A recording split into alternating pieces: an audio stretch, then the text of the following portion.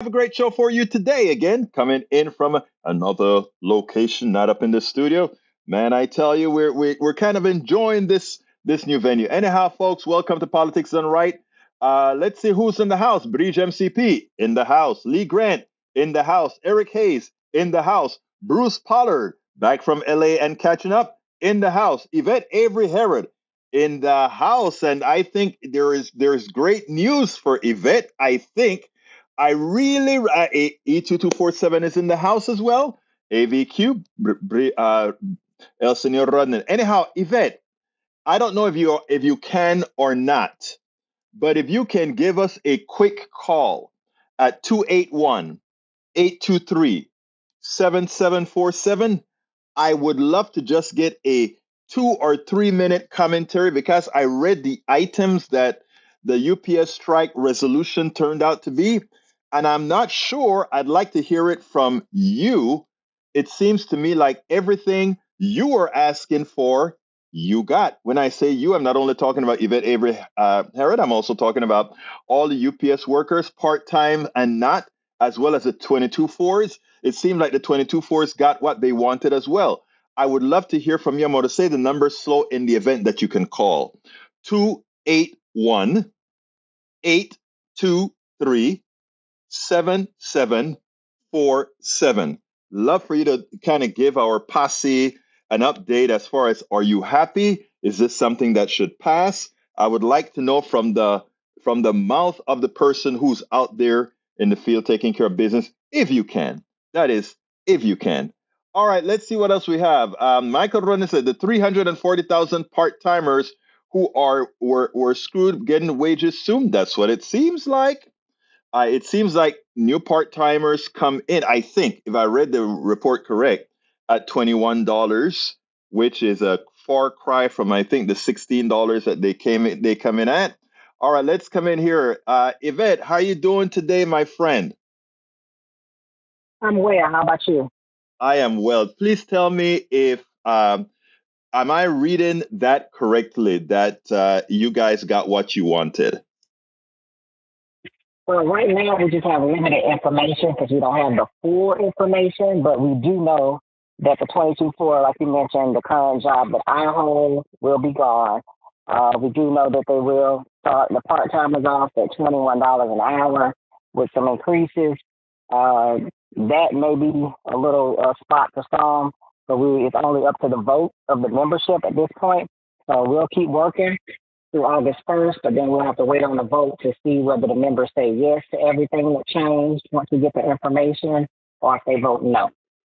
Yeah, but interestingly, if I understand the items in the contract, actually, the Teamsters released a press release, and I was looking for everything that you told me on that interview that we spoke to, and it was like, if that is correct, check. If that is correct, check. If that is correct, in fact, it seems like, and tell me if I'm wrong or right here, it seems like you are due a fairly large pay increase. I definitely will be getting a pay increase. Like I said, since my 22-4 position has been eliminated, I definitely will get an increase, and by the end of the contract, should be making around $49 an hour. So that's a Right. definite plus. Right. That's what I thought I read. And when I said that, I'm like, you know what? You guys fought for it, and you got it. And I mean, I think I would, and it's amazing because your success means the success for even those that are not in unions now. So what you guys have accomplished, I think it is great. Now you got to bring everybody into unions, and I think having somebody like you working on that is exactly what we need. It definitely will be very helpful. They can see for themselves what it takes as a union to fight and what workers can get when they stick together. Absolutely so well. Look, Yvette, thank you so kindly for calling in. Thank you for that interview. And I can tell you one thing. I think UPS realized that America had your back. I honestly think they would not have made that contract if they didn't know all of America had your back and they were profiting off of everything you guys did. I mean, when I played that stuff, when some people heard that the story about how you guys had to work through the pandemic, it was simply astounding. They couldn't believe that is something that was happening here in America.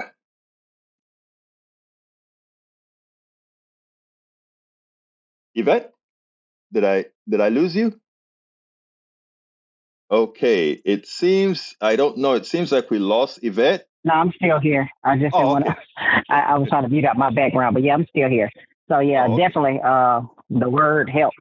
I think getting out those stories helped everybody see what we actually had to deal with. So I truly appreciate avenues like Politics Done Right for allowing us to get that message out. Absolutely. I mean, a lot of people were out there on y'all sites. I mean, I heard it everywhere. Let me just tell you that it was all over. People were talking about it. So, congratulations, and I'm very happy for you and your team. Thank you so much. We appreciate y'all.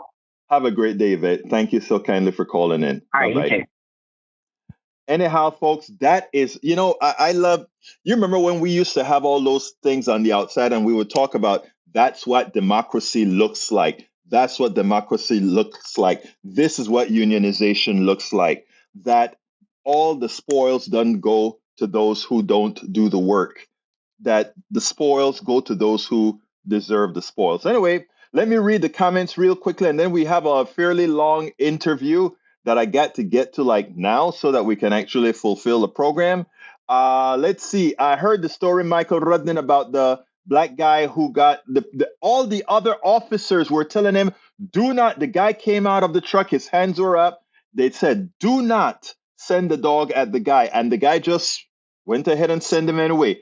That is what intrinsic hate looks like. Anyhow, we'll talk about that another time. Bruce says, now there are two. I'm not sure what you mean by that, Bruce, but I'm sure you'll tell me in a little bit.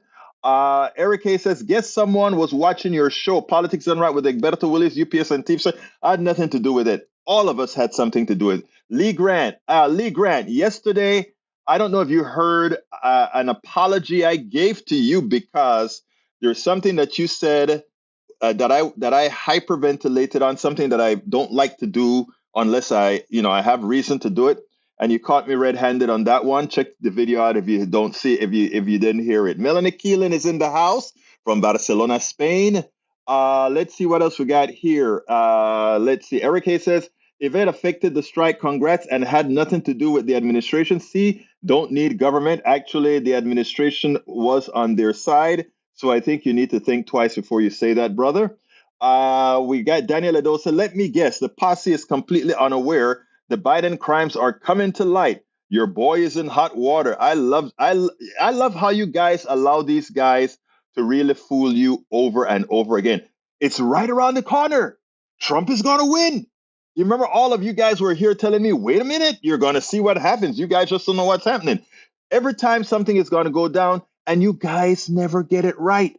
And they pull the snow in front of you over and over again. You send them your money and you fall on your face. But that's okay. Carl Cox is in the house.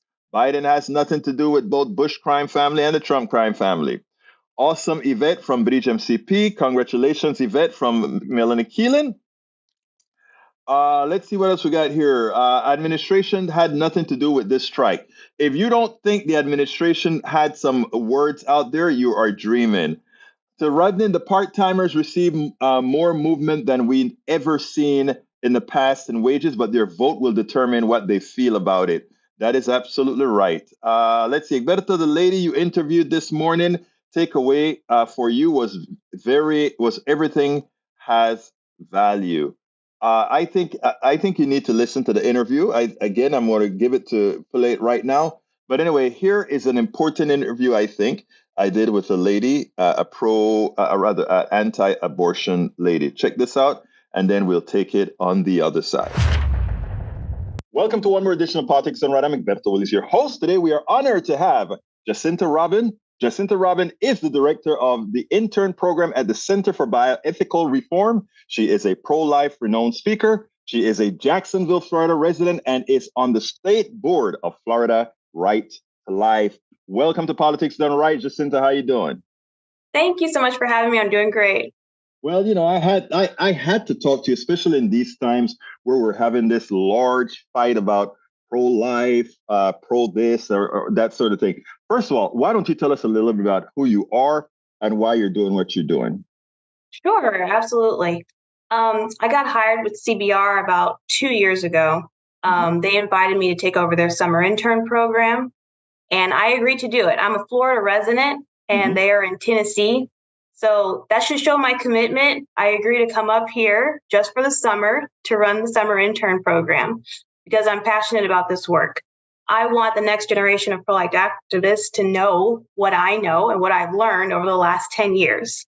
So I'm 34. I know I look young, but I'm 34. I learned about what abortion was when I was 17. Let me ask you to stop before we get there, because what I'd like to know is I'd like to know a little bit about your history, maybe your religion, how you grew up, that sort of a thing. Ah, I see. Okay. I was raised Catholic, and I have maintained that faith. So I am a present practicing Catholic. That was a part of what led me to doing pro-life work.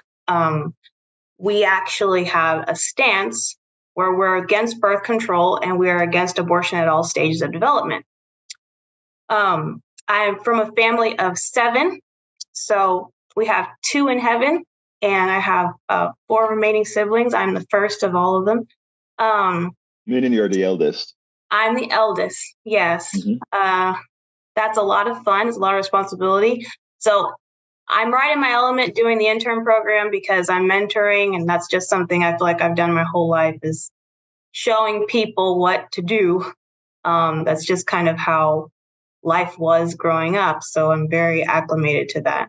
Now, you mentioned earlier that you maintain the Catholic stance, which is no birth control, or you believe in absolutely no contraception. And as far as abortion is controlled, at no stage do you believe in abortion? Correct. No artificial birth control. We do promote abstinence, even within a marriage. It's up to you to control when you want to come together as a couple. We feel like that's in your purview. That's up to you. But when that intimate encounter happens, should that result in a conception, you are now parents of a very tiny person. So that is your core belief. Your core belief is that that as far as no contraception, and that also life begins at conception. Yes. And it was actually my faith that drove me into the direction of pro-life activism, but it was in a very curious way. So I started college early. I started when I was 16, and I was a biology major. So I could see the baby, the one-celled embryo, and I was conflicted because that one cell to me did not look like a baby. And yet, as a Catholic, I needed to uphold the belief that this was an entity that should not be harmed and it should not be expelled at will. So I had a conflict in my own heart. I could see that this was a cell, a single-celled organism on day one, and yet the church was saying you cannot abort in the earliest stages. So essentially, I was pro-choice up until the point that the baby looked like a baby, and I had a bit of a problem. I didn't want to just ignore what the church taught, so I did some research, and what I found was very jarring.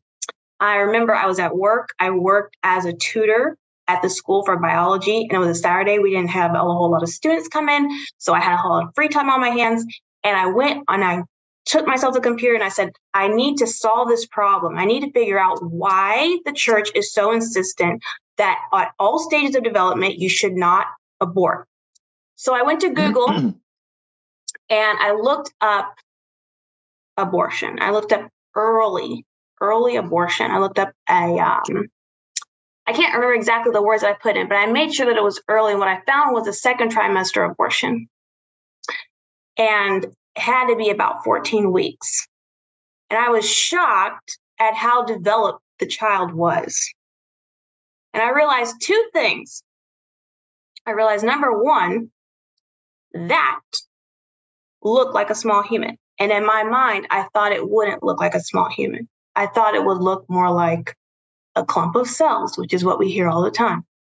I was shocked that at 14 weeks, it kind of looked like a human being. I didn't know that. What I also realized was that all of us develop at different rates. Some of us get taller faster. Some of us get wider faster. Babies develop at different rates. They're usually in the same range, but none of us grows at the exact same rate. So you're dealing with laws that are being passed, cutting off at hard breaks, 20 weeks. You can't abort past 20 weeks. But how does this politician know that the baby you're carrying isn't hyperdeveloped at 20 weeks and it can feel pain and it could survive outside the womb?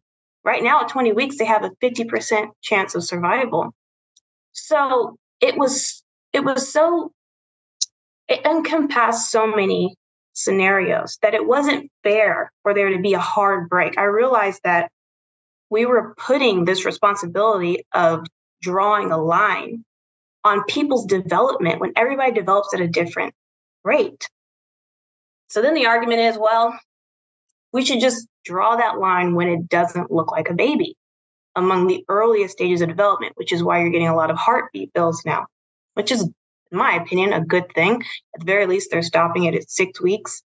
Some states are still at 15 weeks. North Carolina is considering a 12-week bill.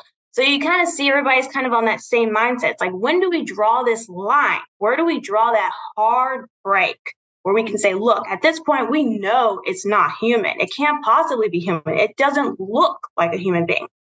Okay, that's where they are right now.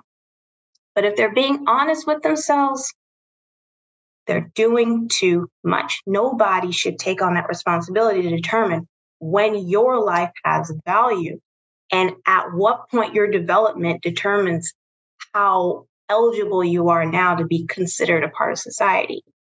Because the second you draw a line on a seamless process of development, you're lying to yourself. Because in biology, once you get started, once that embryo is conceived, it just continues. It doesn't tell you when it, quote unquote, becomes a human being. So now you're given the burden of determining when that magical moment is. And that's dishonest because nobody has a good answer for that. That's why all these states are on different sides of the issue. So I take the approach that if it's alive and if it's human, it's a human who is being. It is a human being. And our Constitution protects human beings. So that embryo deserves protection under the law. So at that point, I know it's a bitter truth, right? Everybody's going through, after they hear my explanation, they either want me to shut up or keep going. So did I ever once ask you to shut up? No. But I know your viewers are probably going to be like, oh boy. No, that won't be my viewers in this interview. That's going to be me. But I want to hear your entire frame because what I do. Let me be clear to you. Mm-hmm. I always listen with the expectation that I can find some relevancy or some truth in what I'm hearing to see if you are going to change any one of my stances, because my theory is as follows. If we are truly a society made up of intelligent people, we should be able to listen to each other and rationalize what each other says. And after that rationalization, come to a conclusion. So that's why I asked you about your upbringing in the beginning, etc., because I wanted to know who you were or who you are. Is there something else that you want to add to that long prose? Because I think I am ready to answer quite a few of those, unless you have additional information you'd like to add to that. I would just say once I resolved that question in my heart, I started volunteering. And every day I was doing something that I could to help advance the pro-life movement because I was convicted. Okay, great. And that's great. Based on your based on your Catholic upbringing, by the way, I'm originally from Central America. I was a born Catholic. I saw that. Yeah. And then after that, from a Catholic, I became a Baptist. From a Baptist, I went to the University of Texas, became a Maranatha, which is one of those sort of third party type Christian churches. And after I found out that certain things about the Christian religion, I left church altogether and became a humanist. So the only thing that I'm worried about is the success of humanity, if you will. That said, I believe in the faith that you have and what you believe in, and that's fine. My first question to you, however, is that is what you believe, and that is your religion. Yes. That's what that is. Now, in a pluralistic society like ours, multi-religion, no religion, whatever, how do you dare ask others to simply fall in line with what you believe? And I'm not talking abortion right now, because if you can do that with an abortion, you can do that with just about anything. We can make my religion be preeminent to what needs to be done. And I think, as nice as you are, as sweet as you are, when the statements that you're making are neither sweet or nice, because in effect you're saying, do it my way. So your comments on that? Okay. Well, I think that's a good question. And I would separate some of what was mentioned here. So I decided to respect the idea that life starts at conception because my faith challenged me to learn more about the issue. Mm-hmm. I don't think that this is a religious question, though. You don't think that, right? I don't think that. So when we're out, our organization, when we go out, we do activism. A lot of times on college campuses, we'll have students come up to us and they'll say, is this a religious organization? Are you guys trying to push your faith and your beliefs on us? And we say, no, this is not a religious organization. We are a science-based organization. So we are the Center for Bioethical Reform. We're targeting biological issues with an ethical perspective. So a lot of people would agree. Yes. Time out. Because we have to be intentional here. Whose ethics?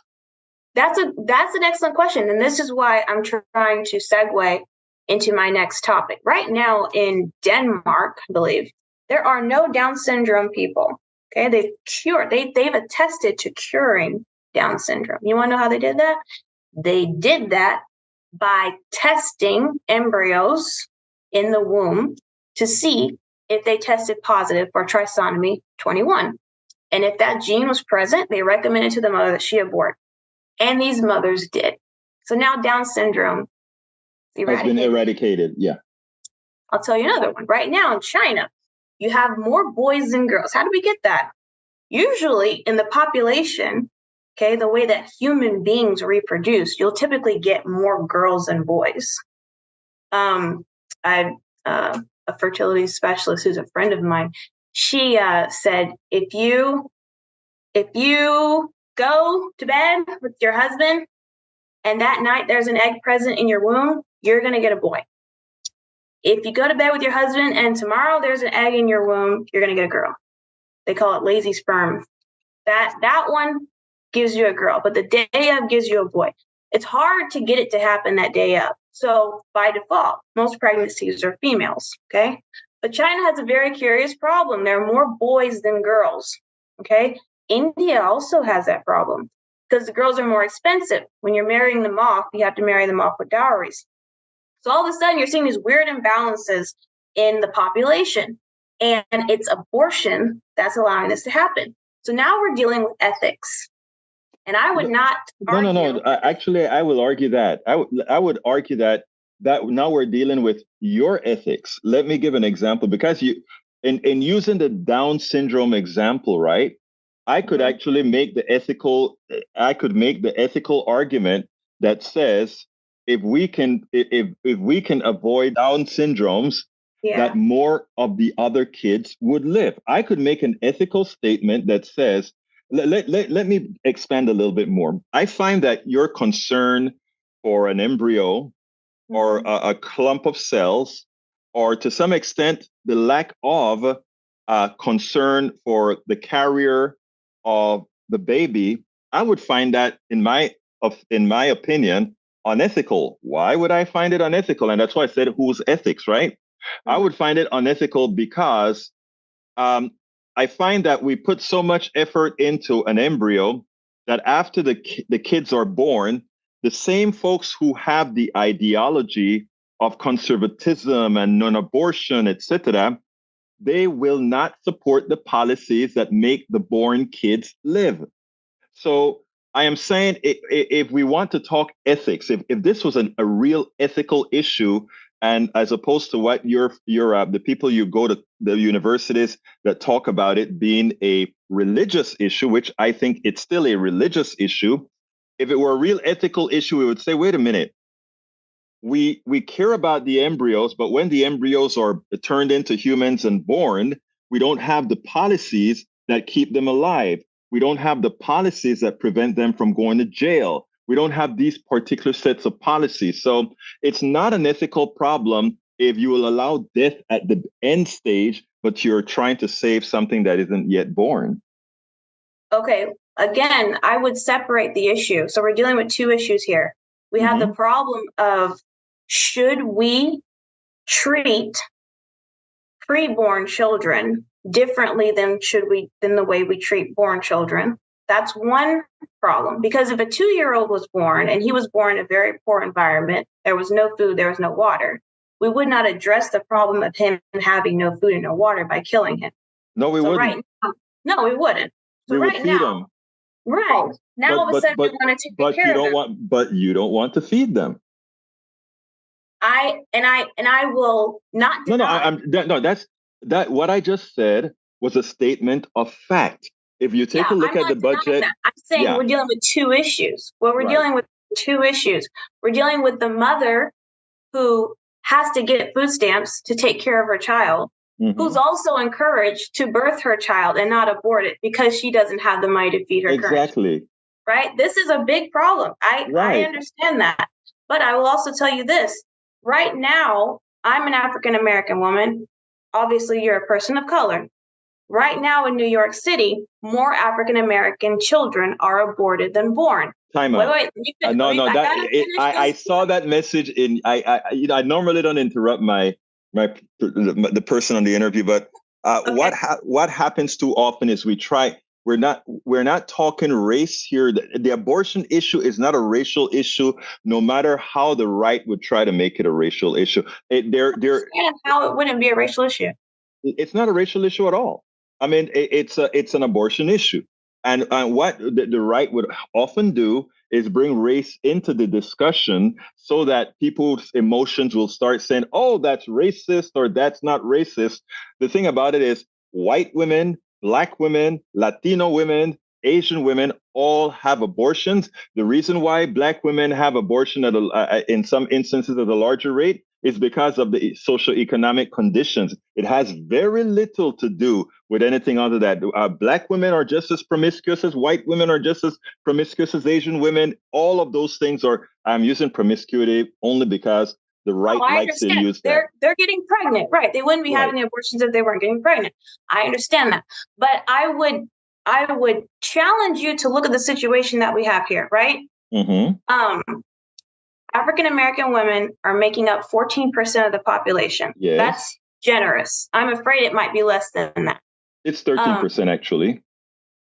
Yeah, I would imagine it'll be closer to that. And right now, they are leaning to having almost 50% of all the abortions. They are almost 40% of all the abortions that are being taken place.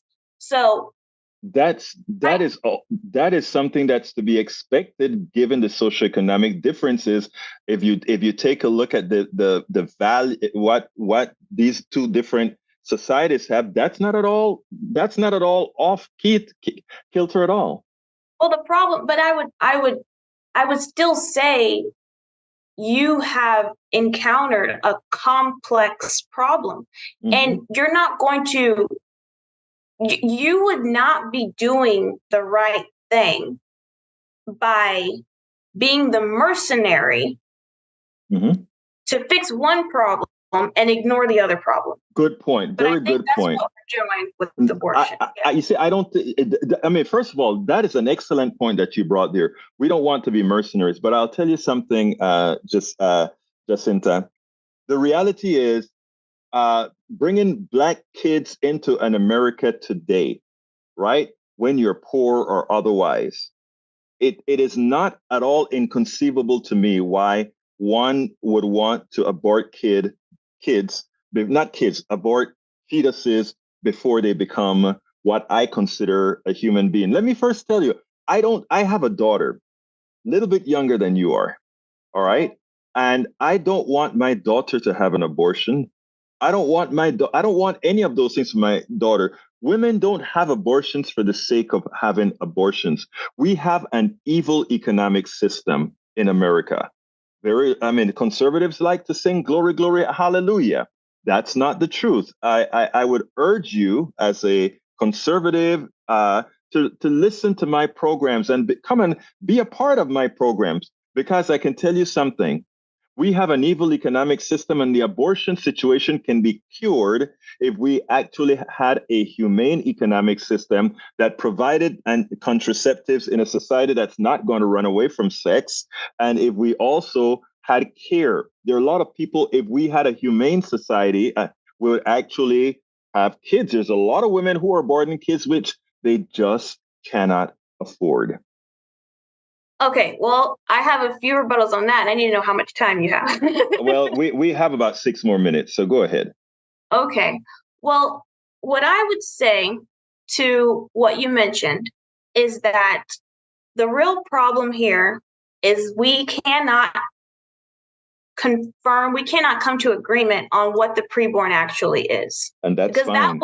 that would eliminate everything. If society could come to agreement on what was actually inside of the woman, that would put every other law in place, every other privilege and practice in place.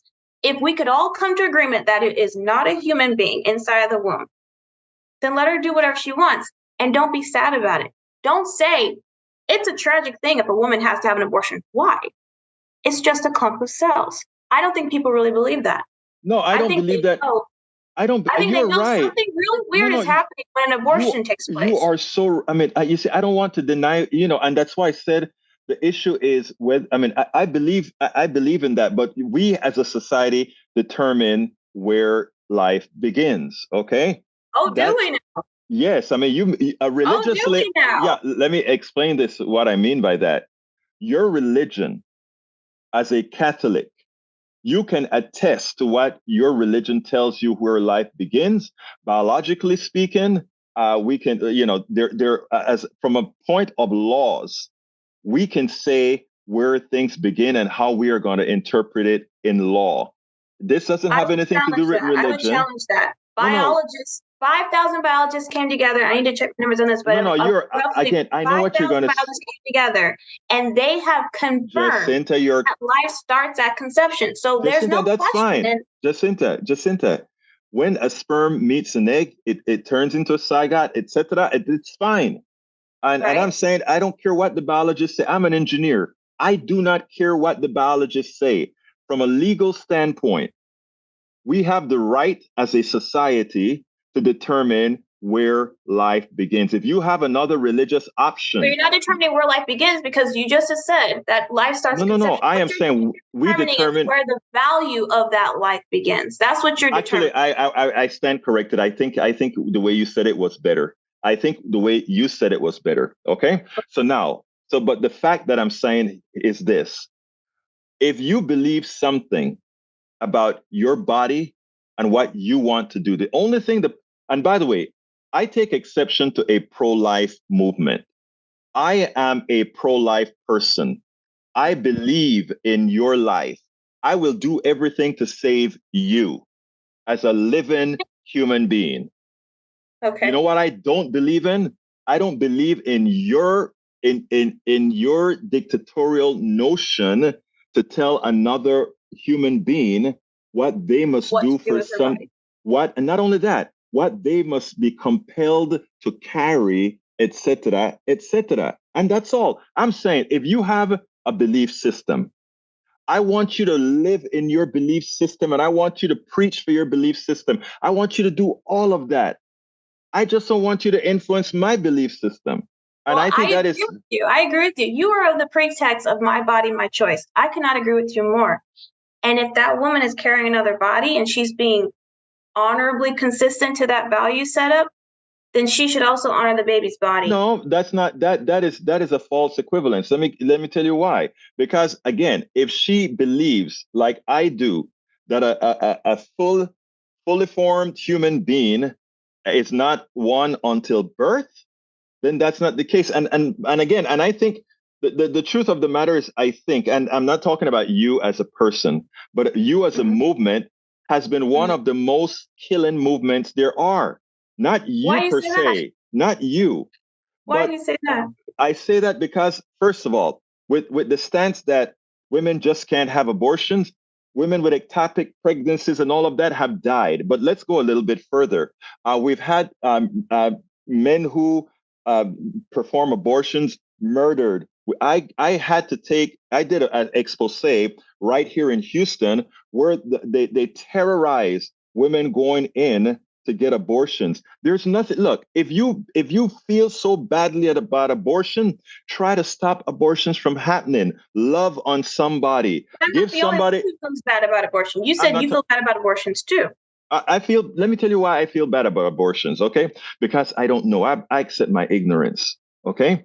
So now I we don't know, No, no, right? Now no, we don't no, know. no, no. Don't get technical with me in that regard. It's okay to not know. It is But it's okay. not okay to determine someone's value if you don't know. No, no, no. So Actually, that's not entirely true because our values, and you as a Black woman, your value was determined and it still is determined right now because of this pigmentation of your skin. In a capitalist society, your value is much less than the value of a woman with the exact same characteristic as you. And that's another subject that I won't get yeah, into. that's a different topic. Yeah, it's another topic. We won't get into that. But what I'm saying is, let's not in my no, I won't say that. I'll say it in a let's form. Let's not be naive to the reality that in society today we make choices, and not only choices do we balance our choices. And once we determine that, things become better. I mean, I look, you're going to have a kid sometime, I imagine, if you don't have one already, and you're going to give. What's that again? I hope so. Right. And you will have your values that you want to put into your kid. Work on that. You have your sphere of influence. Work on that. In fact, if you want to go around colleges and tell folks you shouldn't have abortions, do that. But when you start codifying into law what your belief system says that you want others to do, that is my problem. I have no problem with you as a But you're going to person. do that anyway. Are you a voter? Absolutely. Okay, Every so when time. you go to the ballot, you are imposing your belief on someone else's No, body. no, we are in a democracy, right? We live in a constitutional republic, but even more so in a democracy. If we were a pure democracy and it was mob rule, it was majority rule. Well, there you We're go. going to lean one way or another. No, so no, if you here's go this. to that ballot, you My are dear, impacting my someone dear, else's life, right? There are two things that we have in the Constitution, and I hate that the people on the right don't do a good job in doing this. But the Constitution, one of the fights for the Constitution was to have something called the Bill of Rights. And the purpose of the Bill of Rights was to prevent mob rule. So when I hear people talk about mob rule and democracy, no, we can have a real democracy with a Bill of Rights. We don't need a representative republic, as a lot of Republicans would like to say, because that's a fallacy. We have a real democracy as long as we can provide, we can make sure that everybody's rights guaranteed. And that is what I want. And what I'm saying is it should be what you want. We shouldn't be having this debate about abortion. We should actually be having the debate about keeping people alive, about making sure people have the type of health care that they need to survive. when I hear you, my dear, beautiful lady, and I don't mean to be sexist, but when I hear you talk about abortion, I would ask you to put that same passion into healthcare because there's a hell of a lot more people dying because of lousy healthcare provided by conservatives as opposed to abortion that people have to take. Come up to us and tell us all the time, why don't you push more of your efforts in all these other areas in taking care of born children and helping children get adopted to good families? That's a true thing. Yes. Okay, but I would ask you this. Why are not the people who are doing all those other ways of helping society improve doing anything for the pro-life movement? Why aren't they ever asked to do? Wait. Let's look. It's not the pro-life movement. It is the anti-abortion movement because I am pro-life. I believe in your life and everybody's life. Okay, it is the anti-abortion movement, and that's fine. There's nothing wrong with the anti-abortion movement. Just keep it to those who want it. Okay, were you against the abolitionists that pushed back against slavery, or were you in favor of their efforts? Look, and you're going to make a very good point right there. I can read the point too, because they said sunlight was the best remedy to the problem that was slavery, and they also said that there were no institutional frameworks in place to make it so that these newly freed slaves would have good lives. That's the same argument used to enshrine abortion. We're not going to give them great lives. I love the way that is usually stretched, right? And that's fine. You know as well as I do that nobody wants to see partial births. Nobody wants to see all these things. Nobody. Right. And also, I think if you want to be honest, the reason why I don't call you a pro-life movement, I call you an anti-abortion movement. I take that as a compliment. And that's fine. But we need to get our nomenclatures or narrative correct. I believe that I want Jacinta to be able to do, and we're way over, but I really enjoyed talking to you because we're not having a shout-in match. I don't know. Let me tell you, there's nothing that you said. I wanted you to change something in my mind because, like I said, whenever I get into these discussions, I'm hoping that I learned something that kept you so passionate at what you're doing. Mm-hmm. And there are times that my mind is not changed necessarily, but modified in the way that I believe something. Unfortunately, you didn't do that because what I continue to see, and this is not a negative statement at all. What I hear from you is it's the same narrative, right? Okay, you're hearing the buzzwords and you're tired of the buzzwords. I'm not, but what I'm saying is it's not just buzzwords that I'm hearing. It is almost an uncaring, right? For most women, and I didn't say all.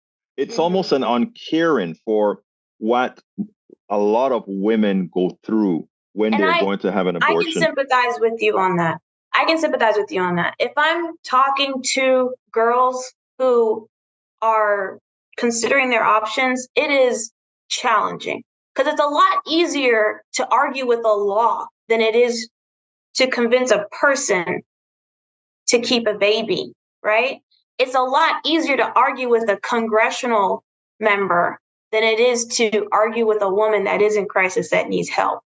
So to that, I agree. This is callous because I want the issue to be black and white. With a woman who does need help, who is confused and doesn't know what to do, compassion is in order. And I agree with you. But we need to be clear about what that compassion is.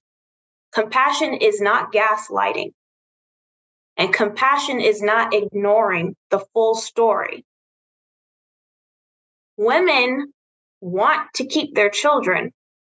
The reason why they abort is because they feel they are unsupported and because they have been lied to about what they are aborting. A lot of women who miscarry at 9 weeks or who abort at 9 weeks, who abort at home, they see what was delivered from their body. They attest that this is not a blob of tissue. they're looking at a very small human being, but it's not a blob of tissue. And groups that abort for women regularly are regularly lying to them. That is problem number one. Problem number two is support. If a girl sees her unborn child on a sonogram, she's 85% more likely to keep her baby. That's the issue of it not being a blob of tissue that was corrected. If her boyfriend is there and agrees to help her with that pregnancy, that number goes up from 85% to 95%. Why? Because now she has the support to take care of her child. We have a maternal instinct to take care of the child that is within us. It is unnatural. What is so amazing with all that you're saying right there is you're actually making the points. You're just about making the points of those of us who are really pro-lifers, those of us who are really pro-choicers. And the reason why is that is something that we've always said. If we had a support system, abortions would go away. Now, it's not about it's not about this fight that you see, you are fighting, in my opinion, the wrong fight. You should be fighting the healthcare fight. You should be fighting the fight to support women. You should be fighting. Those are the fights that you should have. I'm going to wait for the time that you're going to go home and you're going to think things, or well, you're probably home already, but you're going to think things through, and you're going to say at some time, that guy that I just sent that letter to that brought me on, just maybe he had a tad of stuff that I can actually change within my stance. Yes. I will say I learned a lot from this interview.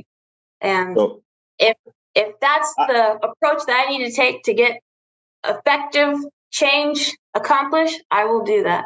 And let me and like I said, if you really want to be a difference, you can be, but go where the problem really is. The problem isn't telling a woman don't abort. The problem is saying, and you had the answer, it's not me. You had the answer. Where people are supported, abortion goes away. Oh yeah, women don't want abortion. But again, until that occurs, abortion will remain, and I want it to remain, because abortion is also an economic issue. If you, Jacinta, if something happened to you, God forbid, and I won't use the word. No, I understand. And something happened to you, a bright young woman with a life ahead of her, that would materially change your life. And to tell me that you will never, ever consider, I just may have to do this because when I weigh things out here, that's the issue. Don't ever put yourself in that condition, in my humble opinion, that is. So Jacinta, let me tell you, I enjoyed the conversation. You're a very smart woman, and very smart woman. And are you a lawyer?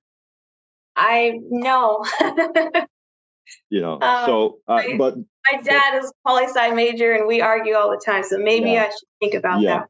But if you really, in my opinion, if you can do so much more good for women on the other side of the aisle. So really consider that, because those are the women who need help. We don't need the attacks. Yes, what we need are the help on women. So thank you so kindly for having been on Politics Done Right, Jacinta Robin.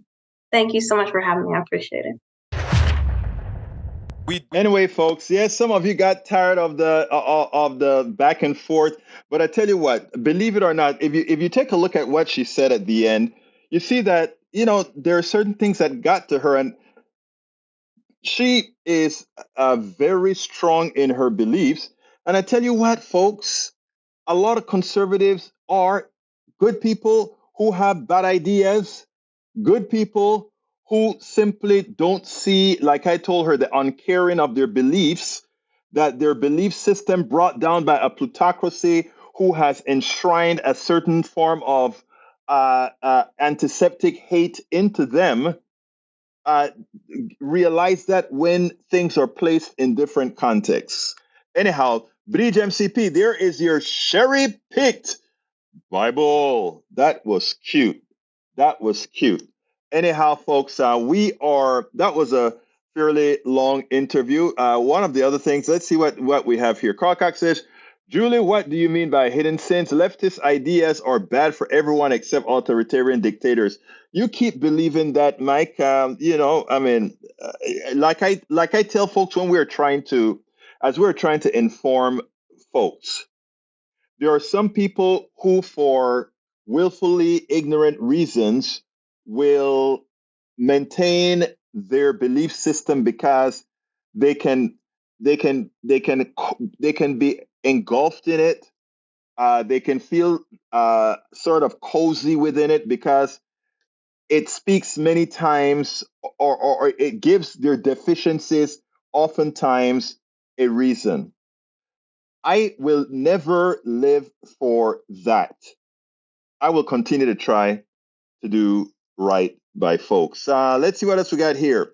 Eric says, Sister MCP, we lost our first two, and that was a bad thing. And sorry to hear about that, Eric. We're blessed with two good that are 16 and 18 now, beautiful children of yours. Yes, they are. Think in terms of value. Julie Henderson says, Carl Cox, many Catholics have hidden sins, boy rape, alcoholism, sex. I mean, look, we have a whole lot of that, right? Again, many of the things that you find folks in the religious realm do just proves that well, I don't want to say their concepts are unsustainable because I do know some folks in the religious realm that actually live their beliefs and live their context, but it's not many that you find doing that. Mike Cisak said the pro-life argument is based on science and the law against murder. No, it's not based on science because science can determine biological formats. It cannot talk about a soul or anything like that. And it was interesting because earlier Rudnin brought up a notion about for those who are religious and follow the Bible, what the Bible says, which is when the life begins when you take your first breath, right? So, I mean, right? If the Bible says life begins when you take the first breath, that should, to me, that should put to the religious folks, that is a lot to moot. One cell of my body can be used to create another me. So, I mean, when it comes to biology, I heard you, Mike Cisak, giving Bridge MCP a hard time. The fact of the matter is, no, Bridge MCP knew what she was talking about. I think there's a lot about science that you don't understand, Mike, and I think it behooves you to actually learn what the science methodology really is.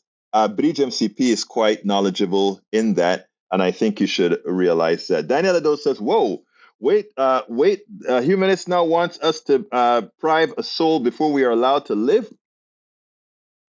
No, that's not what I'm saying at all. I'm saying for religious people who believe in the Bible, then they ought to listen to what their Bible tells them, which says life begins with the first breath. It's that simple. That's not at all difficult to understand, sir.